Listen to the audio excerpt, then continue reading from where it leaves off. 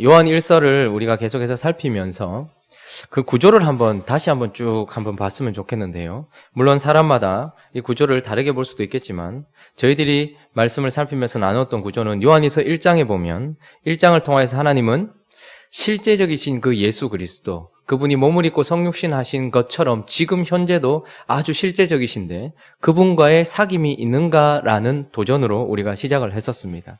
그러면서 하나님과 사귐이 있으려면 2장에서는 어떻게 해야 된다고 그런 이야기를 했습니까? 죄를 버리는 것에 대한 죄에 대한 이야기, 그리고 세상을 사랑치 않고 형제를 사랑해야 된다라는 이야기, 그리고 진리, 적그리스도를 경계하고 진리를 성령 안에서 배우며 그 안에 거해야 된다라는 이야기를 하면서 3장에서는 그 나눈 세 가지 중에 첫 번째 덕목에 대한 구체적인 지침이었죠. 그 첫 번째 지침, 죄를 어떻게 하면 버리는가, 어떻게 하면 거룩하고 깨끗하게 사는가에 대한 그런 지침을 나누고서 3장의 마지막은 형제를 사랑하라라고 결론을 내립니다. 그리고 4장에서도 또 그 세 번째 지침, 어떻게 하면 우리가 적그리스도를 멀리하고 진리 가운데서 배워갈 것인가에 대한 구체적인 지침을 이야기하고 나서 오늘 이 4장도 형제를 사랑하라 이렇게 결론이 나는 것입니다. 그러니까 우리가 하나님과 사귐을 가지려면 죄를 버리고 형제를 사랑해야 되고, 우리가 하나님과 사귐을 가지고 그분과의 실제적인 교제를 나누려면 진리 안에서 적그리스도의 거짓된 메시지를 버리고 형제를 사랑해야 된다. 그러니까 결론은 무엇입니까? 사랑하라 이렇게 결론을 내고 있는 것입니다. 결국 하나님과 사귐을 가지기 위하여, 그리고 우리가 하나님 앞에서 바르게 살아가기 위하여서 하나님의 실질적인 임재를 경험하기 위하여서는 특별히 구체적으로 형제를 사랑해라 라고 이야기를 하고 있습니다. 그래서 오늘 본문도 형제를 사랑해라 라고 결론을 내리면서 그 형제를 사랑하게 되면 나타나는 결과, 어떤 현상에 대한 것을 이제 우리에게 보여주고 있습니다. 왜 하나님은 우리에게 사랑하라라고 말씀하시는가? 우리가 형제를 사랑할 때, 특별히 그 사랑이 구체적으로 형제를 사랑할 때에 도대체 어떤 역사가 우리 가운데서 일어나기에 하나님은 그렇게 말씀하시는가? 우리가 사랑하면 나타나는, 우리가 서로 사랑하면 나타나는 현상과 그 결과는 무엇인가? 그 첫 번째는 하나님을 보여준다는 거예요. 하나님을 보게 된다라는 것입니다. 우리 12절 한번 읽어볼까요? 12절 있습니다. 시작. 서로 사랑하면 하나님이 우리 안에 거하시고 그의 사랑이 우리 안에 온전히 이루어지느니라. 어느 때나 하나님을 본 사람이 없습니다. 세상도 우리도 하나님을 본 사람이 없습니다. 그러나 만일 우리가 서로 사랑하면 그 보이지 않던 하나님이 우리 안에 거하신다는 것을 우리가 보게 되고 세상이 보게 될 것이다 라고 이야기를 하고 있는 것입니다. 여러분, 하나님이 우리 각자의 마음속에 임하시는 순간은 언제입니까? 하나님이 예수 그리스도가 우리의 삶 속에 들어오시는 순간은 언제이십니까? 우리 안에 예수가 머물게 되는 순간, 그 순간은 언제입니까? 15절은 이렇게 얘기합니다. 누구든지 예수를 하나님의 아들이라 시인하면 하나님이 그 안에 거하신대요. 우리가 그러니까 예수 그리스도를 믿는 순간, 하나님이 보내신 예수 그리스도가 나의 죄를 대신하여 죽으셨을 뿐만 아니라 나의 하나님이시라는 것을 믿는 순간 우리 안에 하나님이 거하십니다. 그런데 그 우리 안에 거하시는 하나님이 드러나는 순간이 언제냐 하면 우리가 서로 사랑할 때 우리 안에 계신 하나님이 드러난다는 거예요. 저와 여러분들이 믿는 순간 하나님이 우리 속에 머무시고, 저와 여러분들이 서로 사랑하는 순간 하나님이 그때 드러나시고 표현되어지고 보여진다라고 이야기를 하고 있는 것입니다. 여러분, 아담과 하와가 처음 죄를 범했을 때 있죠.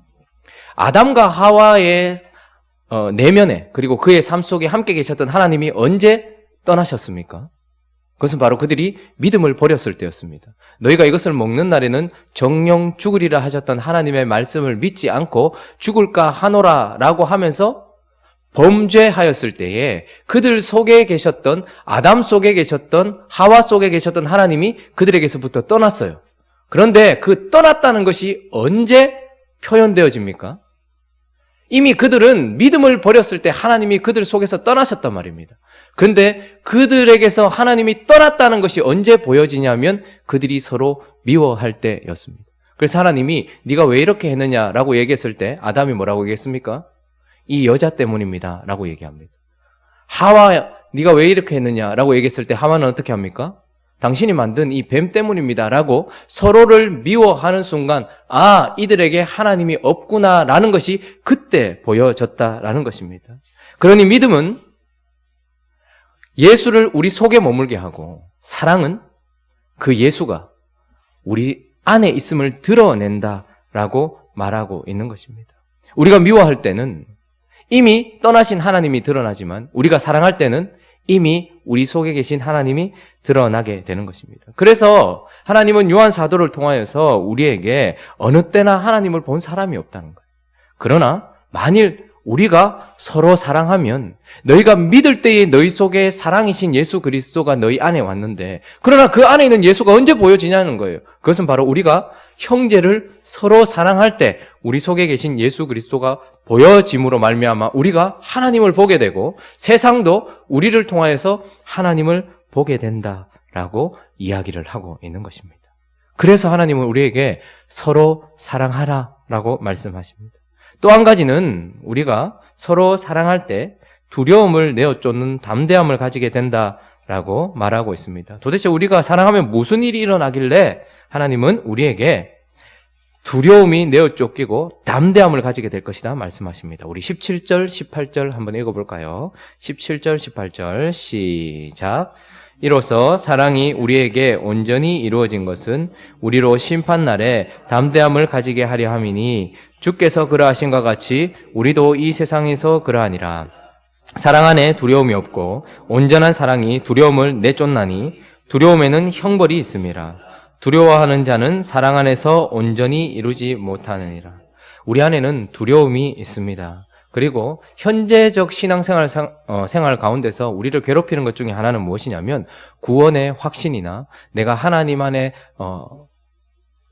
하나님께서 우리를 안아주셨고 나를 받아주셨고 앞으로도 그렇게 하실 것이라는 그런 확신들이 없다는 것이 우리를 괴롭힙니다. 그런데 사랑할 때 하나님은 뭐라고 얘기하십니까? 구원의 확신도 가지게 될 것이다 라고 이야기합니다. 여러분, 우리가 구원의 확신을 가지는 것은 말씀을 통해서 확인합니다. 그러나 그것이 계속 우리 안에 머물게 하기 위하여서는 뭐죠? 그 말씀을 바탕으로 한 사랑의 삶이 결국 우리가 구원받았다라는 확신을 더욱 견고하게 만든다고 이야기해요. 우리가 살펴봤던 요한 1서 3장 18절 19절에 보면 이렇게 말합니다. 제가 한번 읽어보겠습니다. 요한 1서 3장 18절 19절. 자녀들아, 우리가 말과 혀로만 사랑하지 말고 행함과 진실함으로 하자. 이로써 우리가 진리에 속한 줄을 알고 또 우리 마음을 주 앞에서 굳세게 하리니. 여러분, 우리에게 정말 필요한 것은 우리가 이미 구원받았다라는 것과 우리가 확실하게 하나님 안에 있다라는 그 확신입니다. 그런데 그 확신이 말씀을 통해서도 오지만, 그것이 더 견고해지는 것은, 우리가 진리에 속한 줄을 아는 것은 우리가 사랑할 때 그 확신이 견고해진다라고 이야기를 합니다. 세상에는 사랑이 없고 우리 속에도 사랑이 없었습니다. 그러나 하나님이 우리 속에 계시다라는 것을 깨닫게 되는 순간은 내가 형제를 사랑할 때입니다. 그리고 그 진리에 속한 줄 알고 또한 우리 마음을 주 앞에서 굳세게 한다라고 이야기를 하는 것입니다. 그러니 지금 우리에게 구원의 확신을 주는 것도 무엇입니까? 서로 사랑하는 그 사랑 때문이고, 그리고 그 이후에 나중에 하나님의 심판대 앞에 섰을 때에도 혹 하나님이 나를 모른다 하시면 어떡하지?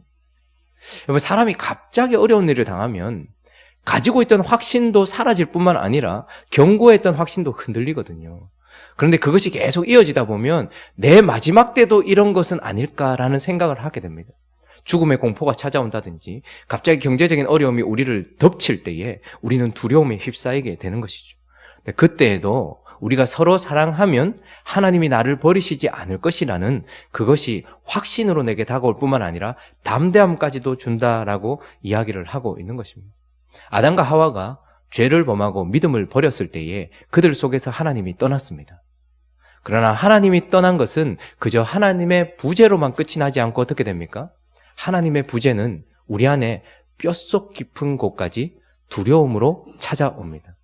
우리는 하나님과 함께함으로 말미암아 기쁨과 평안을 누리는 존재였습니다. 그러나 우리가 죄를 범하고 믿음을 버림으로 말미암아서 하나님이 우리에게서 떠나버린 부재를 우리는 말하지 않아도 잠재적으로 느끼고 있습니다. 그 부재 속에 찾아오는 것은 무엇이냐면 두려움입니다. 그래서 아담과 하와가 처음 죄를 범하였을 때 어떻게 합니까? 하나님이 두려워 숨었습니다.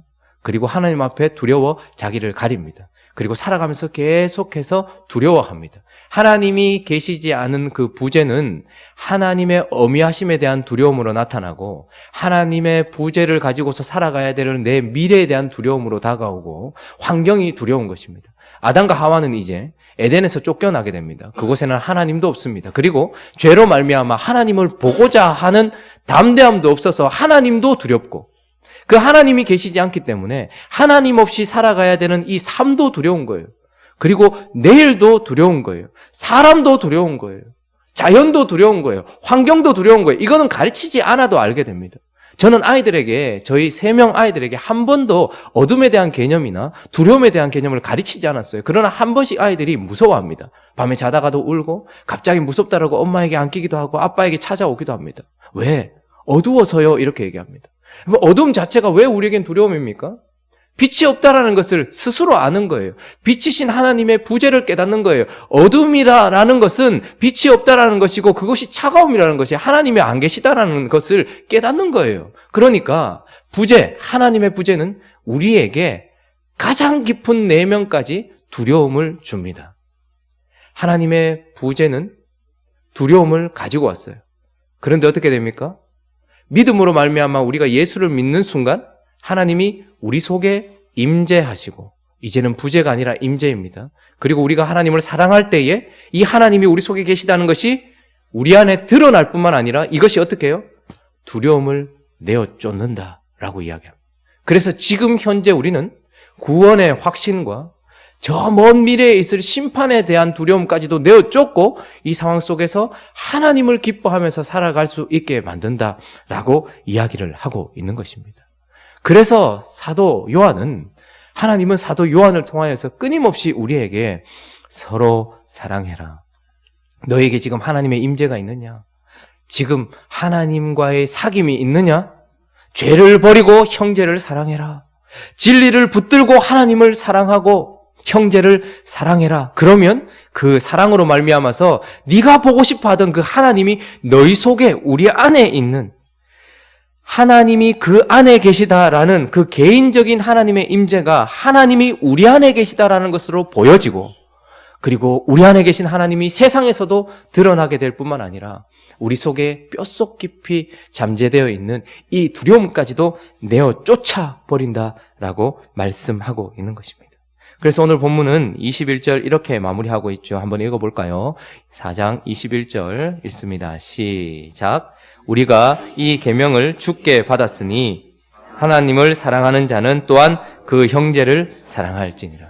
하나님은 피상적인 나에 대한 사랑, 보이지 않는 영적인 진리 같은 이야기 하지 말고 실제적으로 너희가 나를 사랑한다면 또한 그 형제를 사랑할지니라 라고 말씀하시면서 이것을 우리에게 명령으로, 사명으로 주셨습니다. 세상은 사랑을 알지 못했고 세상은 하나님을 보지 못했습니다. 그런데 예수 그리스도가 말씀이 하나님이 육신이 되어서 이 땅에 오셔서 그분은 우리에게 복음을 선포하셨을 뿐만 아니라 그분이 우리를 사랑하심으로 말미암아서 하나님을 보여주셨습니다. 이제 그분은 떠났지만 이 땅 속에도 여전히 예수가 있다라고 성경은 이야기합니다. 하나님은 그의 몸된 교회를 이곳에 남겨두시고 그의 몸된 교회를 향하여서 교회는 제2의 성육신이다 이야기하십니다. 그러므로 우리는 이 땅에서 복음을 선포하는 사명이 있을 뿐만 아니라 예수께서 그러하셨던 것처럼 우리가 서로 사랑할 때 세상에 하나님을 보여주는 사명 또한 우리가 받았다라는 것을 기억해야 하는 것입니다. 그래서 세상은 복음을 듣고 싶어 할 뿐만 아니라 하나님을 보고 싶어 하고 교회는 복음을 들려줄 수 있을 뿐만 아니라 하나님을 보여줄 수 있는 그리스도의 몸이다 이렇게 이야기하고 있습니다. 행복한 우리 교회, 보통 교회들이 보면 매년마다 이렇게 목표를 정해요. 근데 저는 참 그런데 좀 약한 것 같아요. 우리가 어떻게 목표를 잡을 수 있을까? 우리를 향한 목표는 하나님께 오지 않을까? 이런 생각을 합니다. 그런데 2019년 우리가 어떤 것을 목표로 잡으면 좋을까요? 한번 사랑해서 결혼해도 신혼기는 6개월만 지나면 끝이 납니다. 그때부터 현실이 보이고 한쪽 눈 감고 그리고 뭐라 하죠? 이 눈에 콩깍지가 이제 6개월만 지나면 이제 벗겨져요. 그래서 우리는 지금까지 정으로 여기까지 온 겁니까? 어쨌든 그런데 우리도 한 6개월쯤 지났습니다. 이제 현실이 보입니다. 그런데 우리의 사명은 무엇일까요? 2019년, 2018년을 마무리하는 이때에 요한 1서를 통해서 하나님께서 우리에게 무엇을 말씀하고 계십니까? 형제를 사랑하는 것. 그것은 그저 하면 좋은 것이 아니라 하나님이 이제 행복한 우리 교회에 주신 사명인 것입니다. 그냥 화면을 통해서 설교 들으면 되고 그냥 그렇게 하면 되지 굳이 교회에 나와야 될 이유가 무엇입니까? 왜 사람들이 교회에 나와야 되는 것입니까? 예수 그리스도를 구주로 영접한 사람들이 2-3명 이상 모인 곳에 하나님이 함께 하시기 때문이고 그런 우리가 서로 사랑할 때에 하나님이 보여지기 때문인 겁니다. 그래서 교회는 아주 신비한 공동체이며 교회에는 반드시 하나님이 계셔야 됩니다. 사람들은 교회에 와서 누가 빠졌나? 누가 안 왔나? 누가 새로 왔나를 봅니다. 그러나 우리는 정신을 바짝 차리고 지금 이곳에 하나님이 계신가 아니 계신가를 찾아보아야 합니다. 우리가 서로 미워하는 순간 하나님은 이곳을 떠나십니다. 내 속에 있는 하나님은 사그라드는 것이죠. 그러나 우리가 서로 사랑하는 순간 이곳에 누가 왔느냐보다 더 중요한 하나님이 이곳에 계시다는 거예요. 그러면 사람들은 우리 속에 와서 하나님을 보게 되는 것입니다. 세상에 교회를 세워놓으신 이유는 바로 이것입니다. 하나님이 이 땅에 임재하시려고 하시는 것이죠. 교회를 통해서 하나님이 드러나야 되는 것입니다. 우리를 통해서 세상이 하나님을 보아야 되는 것입니다. 이것이 우리가 해야 될 가장 강력한 사명입니다. 우리는 복음을 전파해야 되겠지만 우리는 서로 특별히 구체적으로 이웃도 아니고 저 멀리 있는 선교지에 있는 선교 대상자도 아니고 미전도 종족도 아니라 형제를 사랑하래요. 옆에 있는 이 사람을 사랑하는 순간 우리 속에 있는 하나님이 드러나고 세상은 행복한 우리 교회를 보면서 하나님이 하양에 계신다라고 말하게 될 것입니다. 시를 한 편 읽어드리고 오늘 말씀을 마무리하겠는데요. 제가 쓴 시는 아니고요. 르완다 의료 선교사로 오랫동안 사역하셨던 케니스 모이나그라는 박사님께서 참 예수 그리스도를 많이 닮은 삶을 사셨습니다. 르완다는 이분을 통해서 예수를 보았습니다. 그런데 이분이 이제 돌아가시고 난 이후에 갈라디아서 5장 22절, 23절 그 성령의 은사죠. 사랑과 희락과 화평과 오래 참음과 자비와 양성과 충성과 온유와 절제 이것을 가지고서 시를 돌아가시고 나서 시를 쓰신 것이 발견이 되었는데 제가 한번 읽어드리겠습니다. 감동이 되었는데요. 희락은 기뻐 뛰는 사랑이고 화평은 조용히 머무는 사랑입니다. 오래 참음은 모든 시련과 환난 속에서 끝까지 견디는 사랑입니다. 자비는 죄가 아닌 모든 것에 양보하는 사랑입니다. 양선은 내면에 거하시는 그리스도로부터 흘러나오는 행동들 속에 담겨있는 사랑입니다. 충성은 살아계신 그리스도를 볼 수 있도록 열린 사랑입니다. 온유는 싸우지 않고 갈보리에 모든 것을 내어주는 사랑입니다. 절제는 그리스도의 지배 아래 거하며 협력하는 사랑입니다. 그리스도는 인간의 몸을 입고 오신 사랑이시며 사랑은 그 영혼 속에 거하시는 그리스도이십니다. 사랑은 전부다라고 이야기합니다. 그리스도는 사랑이시고 우리 안에 그리스도가 계시면 우리 안에 사랑이 있다라고 이야기했고 그는 그런 삶을 살다가 갔고 세상은 르완다에서 예수를 보았다라고 이야기합니다. 행복한 우리 교회도 이런 사랑으로 형제를 사랑하고 이웃을 사랑하고 하나님을 사랑하여서 하나님을 보여주는 공동체 되시기를 예수 그리스도의 이름으로 축원합니다. 우리 같이 한번 기도하도록 하겠습니다.